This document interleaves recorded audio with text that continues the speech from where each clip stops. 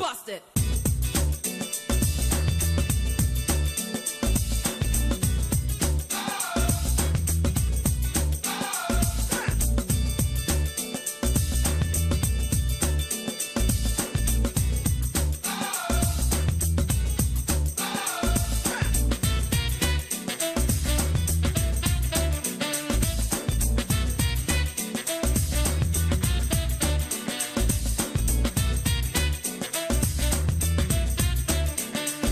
Hello and thanks for staying with us. Welcome to Political Platform. My name is Ait. It's a Wednesday morning. A lot of issues breaking out in the politics. Now, recall the name Angela Iwetu, a core member that was killed from a police gunshot in Abuja some days ago. Now, her death has thrown up a lot of issues. How hospitals should manage gunshot injuries. There were lots of controversies surrounding her death, that she was killed by a policeman. The policeman claimed she was shouting for help and he felt maybe she was being kidnapped.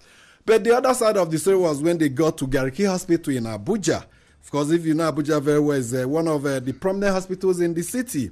And there are some controversy surrounding the way the hospital managed the gunshot victim. She was brought alive to the hospital, but at some point, she passed on, and indeed, relatives are raising issues. They have submitted a petition to the National Human Rights Commission saying that the hospital insisted on down payment of money and some police report before they could take action. The hospital has since denied this, but will be presenting both sides of the story to you. This morning, we'll be linking up with the managing director of Gariki Hospital and the lawyer to the family of late Angela Iwetu. There was a law recently passed by the National Assembly mandating hospitals to treat gunshot victims even without police report. Of course, this incident provides an opportunity for us to go into that law and how we could handle such cases in future. Of course, it is one thing that will always occur in Nigeria.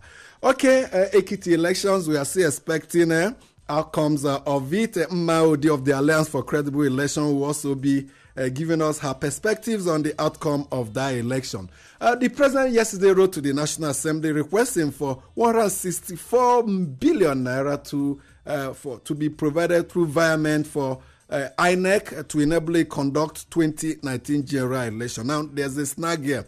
The total amount INEC and the security agencies will use for the conduct of the 2019 general election is 242 billion naira. But the government, the president is hoping that from the 2018 budget, he can get a 164. And he wants the National Assembly members to get this money out from the constituency project, he said, they inserted into the budget. These projects are worth 578 billion. Now, what are the implications? The National Assembly members are said to have introduced these projects into the budget, but the president, recall when he signed the budget, he complained that his hands were tied, and he believes the money should not go, that money should not go for constituency projects. So he has asked the National Assembly, give me 164 from it. I know what the National Assembly has said. We want those constituency projects because it is for our people. Now, if they accede to the request of the president, that means some of the constituency projects may have to go in an election year. The National Assembly members said, yes, the executive points at projects executed, we're hoping to use it to garner votes in the elections, and they themselves also want to point at projects. So there's a problem here. Is it that the president is pitching the people against the National Assembly? Is it a form of blackmail where the National Assembly members will have to sacrifice some of these constituency projects for the conduct of 2019 election? Can this money be gotten elsewhere?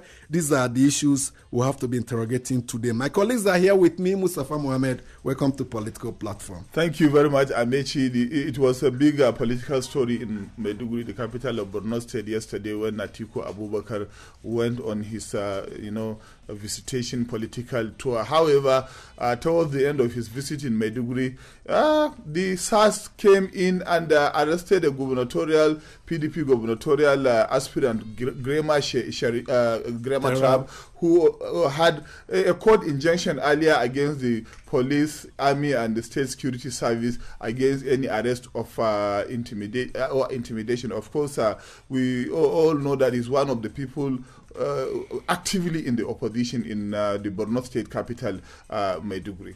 The wife had earlier been arrested. The police said there was a murder in a political meeting at Grema Terap Court, and there were reports that while the wife was in police custody, she lost a pregnancy. So we'll continue to update you on this development. Our colleague, friend, and Chief Press Secretary to Delta State Governor Ifeanyi Okowa, Ehedu Aniagwu, is once again on a day. One of the mails quoted extensively from some of his sayings on this platform, but unfortunately we will be not accommodating that particular mail today.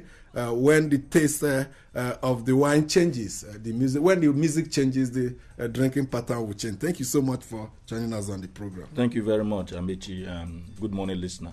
I'm personally disturbed about certain developments in our polity. Disturbed because each time you see development coming closer, before you just bend your head and then raise your head, you see it moving very, very further away.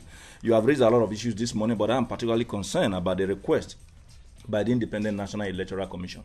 This is not the first time they are requesting this kind of big money. Even when Maurice Wu was there, we were also requesting billions and billions of naira to conduct elections at a time when we cannot even develop.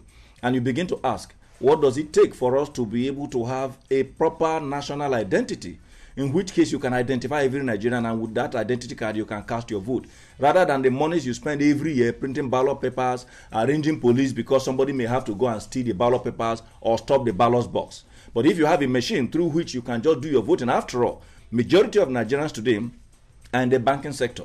And all you need to do is to bring your ATM, put in any POS, irrespective of the bank that it belongs to. You are able to access your bank. Even when you travel outside the shores of this country, you are able to also access your account.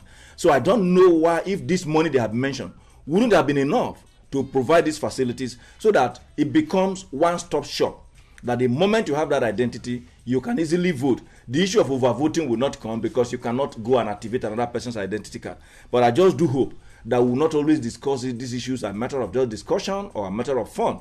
The amount you just mentioned, that amount, 242 billion naira, can afford to build thousands. 228.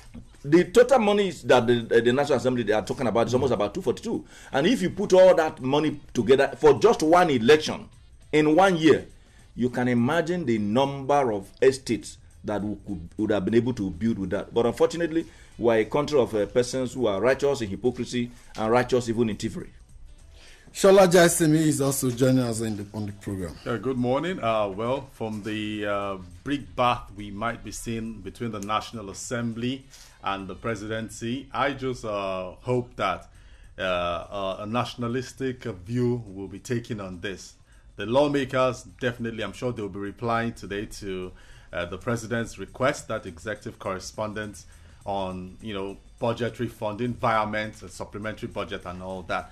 But beyond this National Assembly executive feud, which we might be seeing shortly over this, I'm zeroing in on what the president said yesterday while he addressed the International Criminal Court. He says there's a need, paraphrasing, to define international fraud as a crime against humanity.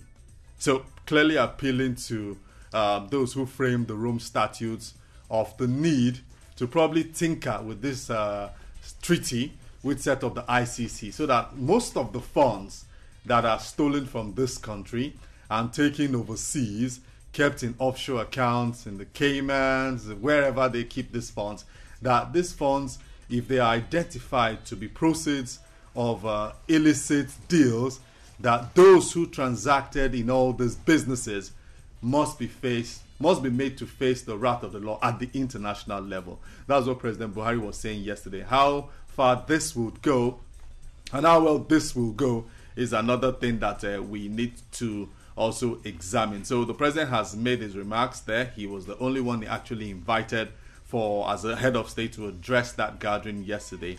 And we could see the faces of those who were there many of them were like, oh, we seem to agree with you. But agreeing and also getting things to be done the way President Buhari of Nigeria wants is another thing entirely.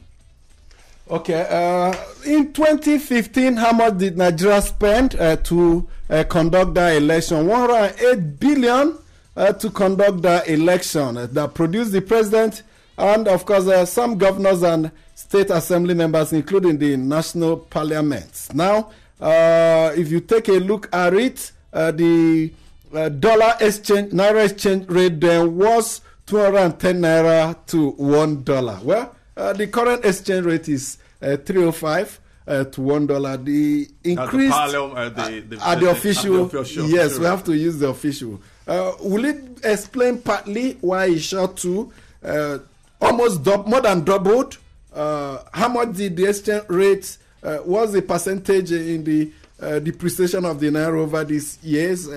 Are we procuring new or what they call upgraded card reader machine? These are some of the issues. Yes, we are spending this money, but it's also our responsibility to find out from INEP what the breakdown is. This will be doing much later, so that we'll continue to keep track of public expenditure. Let's hear from you now as we share some of the mails we picked up from our email platform. Thanks for joining us on the mail segment. I am Ifeinwa Nwobi, and I'll be taking the mails for today. I'll start with reactions on the platform's interview yesterday with the spokesperson of Afenifere and Nigerian Air Force. This is coming from Tunde Sanusi in Abuja. He says, I listened to Yinka Odumakin's interview yesterday, and I wonder why everything in Nigeria is interpreted from the prism of politics. Even the media is guilty of this. Why is it difficult for us to keep an open mind to issues? Or government and its agencies shouldn't do their work again because the opposition is involved? What threat does Yinka and his opposition-driven Afenifere pose to the government? If I may recall, as a proper Yoruba man, I don't think Afenifere has been speaking for me or millions of other discerning Nigerians. People should please get busy with things much more productive. Still in that light, Amechi Obochi in Kobo Abuja says, listening to Yinka Odumakin, the spokesperson of Afenifere Group and also the spokesperson of NAF on your program yesterday, sent blood up my spine, as according to the duo, Nigeria is heading to nowhere the way we are going.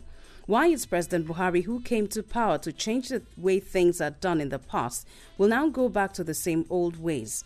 Anyway, there is no need making mountain out of a molehill.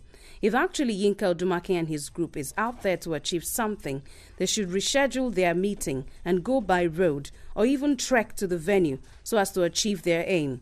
I therefore urge President Buhari not to concentrate much on the past so as to move the nation forward. And that's all we have for you on today's mail segment. Do keep it coming to Political Platform at raypower.fm.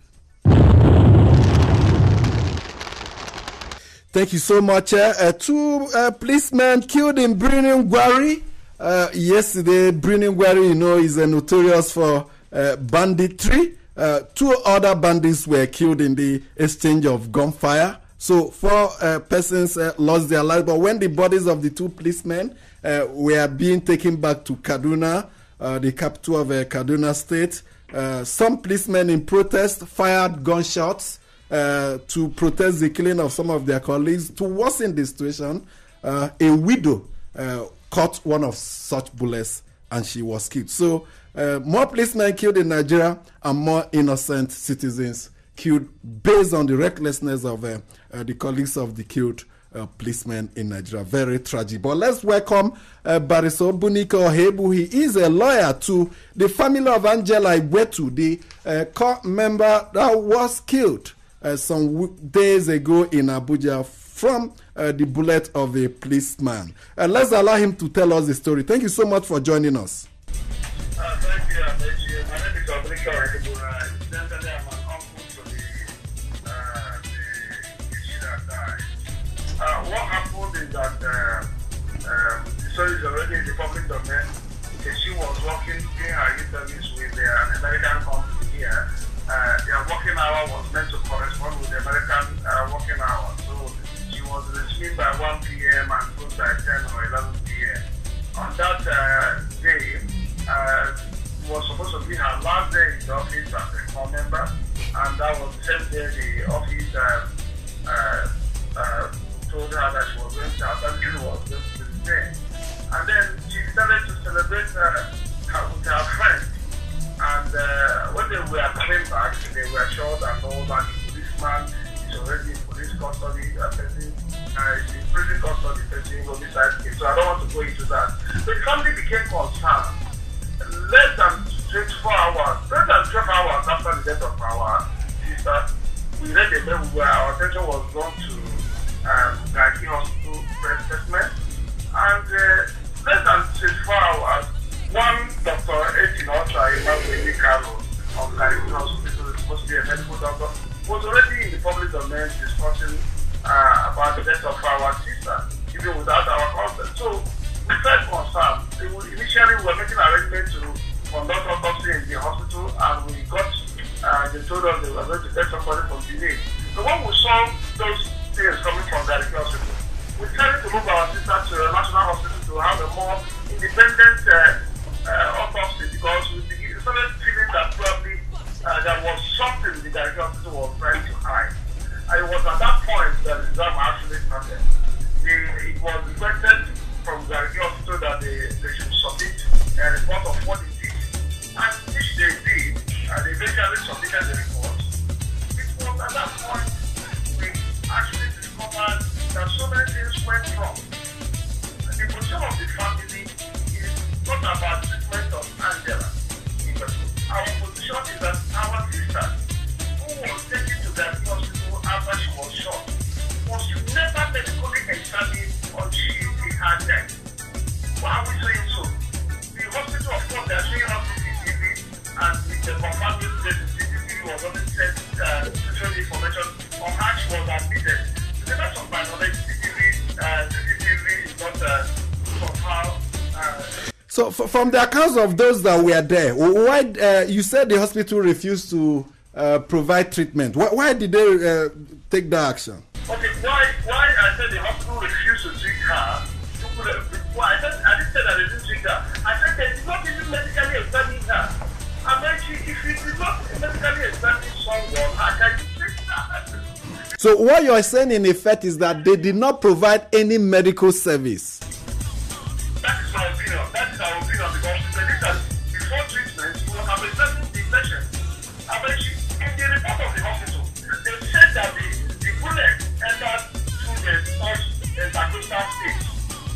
And then if any of the patients tells you that they have sent on a veil, the next thing we will ask for the person, let me see where that happened. The hospital did not know the point through which the bullet entered into our sister's body. The hospital even said there was no exit wound. That means the hospital was handling her without knowing that the bullet exited her body.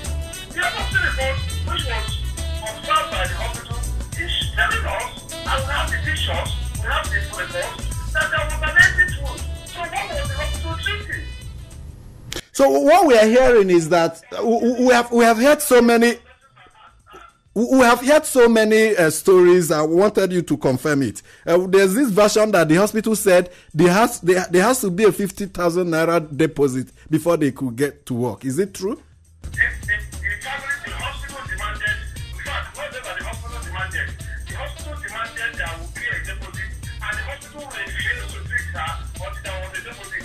Until, according to the report of the hospital, the BPO came in around 4, almost like 6 a.m. This was something that was taken to them by according to the record of the office in the hospital, by 3:10. So the BPO, when the BPO arrived, BPO of Central Police Station, Central Business District, when she came, she discovered that the issue was that the deposit was paid, the name, minimum of 50,000 naira. The BPO herself rushed home while our sister, she was waiting for the hospital to attend to her. Rushed home, managed to get 20,000, and God bless the BPO, managed to get 20,000, and came and gave them 20,000 and said, I will pay the balance of 30,000, please, commence treatment. It was at that point that they now told the BPO that actually they had no tube to evacuate the blood in her body. That they had no tubes. To commence the treatment.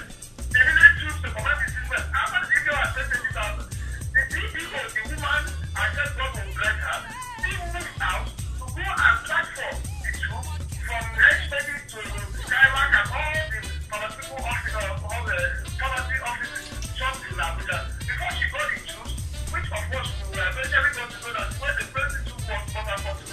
So very, very quickly, what is your grouse and what do you want to be done in 1 minute? Our ground is that we want that we are not happy. We believe our sister was not treated, was not medically examined, and was not treated. What we are demanding for, we have submitted a petition to the Commissioner of Police last week that the law says that a sister should have been completely treated, and she was not. We want the CMD, the MD of Gariki Hospital, and the hospital to be arrested as provided by the law that was signed into law by the President on 20th December 2017. We're demanding that the Medical and Dental Council, we have submitted a report to them, to them, that Medical and Dental Council will investigate what happened to our sister, whether Gariki Hospital comply with their... Okay. And the last thing we are demanding for, which we are not providing the health services, is for the defense registered in the past 2 years in Gariki Hospital to be investigated so that we can confirm whether our sister's case was an isolation or an... Okay, we have to thank you so much, Obunike Ohebu, for your time, because we need to also hear from the Garki Hospital. Thank you so much. Gentlemen, very sad development. Well, I watched the hospital management of Garki Hospital. Incidentally, Garki Hospital used to be one of the public hospitals in the FCT until there was a concession. Exactly, to private concerns. And if we're having this kind of issues about how those who manage that hospital are reacting, these are still allegations. I saw the MD of that hospital denying flatly on television that, look, we did all what we needed to do concerning this core member. Shola, we should not just wave away the way patients are being treated at the public hospitals. I think malhandled. One of our colleagues recently did a report about how patients have been manhandled. Yes. We have the MD of Garki Hospital now, Dr. Nyomudim Essen. Thank you so much for joining us. So what happened? The families of Angela Igwetu are claiming that you refused to even examine her when she was brought in alive, and you were demanding a deposit of 50,000 naira before you can commence treatment. Thank you for coming to clarify things from Gariki Hospital. I just want to state that Gariki Hospital is deeply saddened by the loss of this young lady. A hospital is set up primarily to be able to help people. And part of that help starts with receiving people, examining them, and breaking a diagnosis, and then providing network plans on what to do to help an individual. Since this incident occurred, the hospital has been inundated with a number of allegations. One was that the hospital demanded police report and waited for this police report before treatment to be given. We don't think this is correct because the hospital actually has 2 policemen at night, and immediately this gunshot victim was brought, the 2 policemen in the hospital were arrested and were there. The accident and emergency unit within 3 minutes.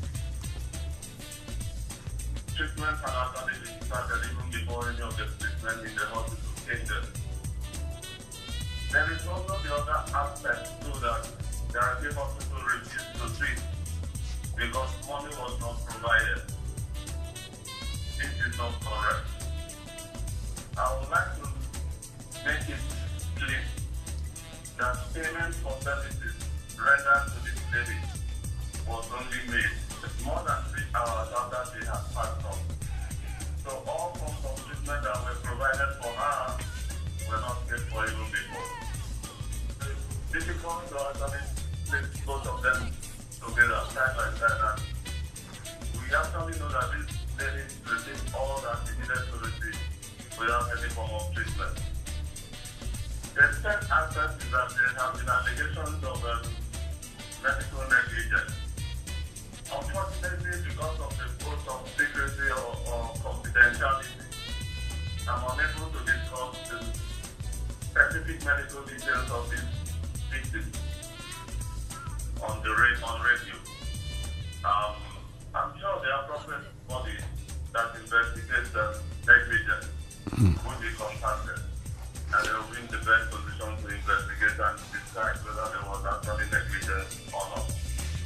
So what you're saying in effect is that you carried out all the procedures that are required of you when she was brought in to the hospital.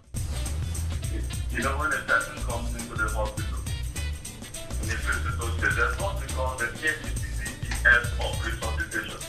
It starts from the testicle. It's the process. First of all, you need to ensure that the airway is patterned. You need to ensure that the person is breathing and provide that. You need to be sure that the circulation. These are all things that are routinely done for everybody who comes in as an emergency. And if this is not done, then that is not definitely right. These are minimum standards expected anywhere in the world. And this does not.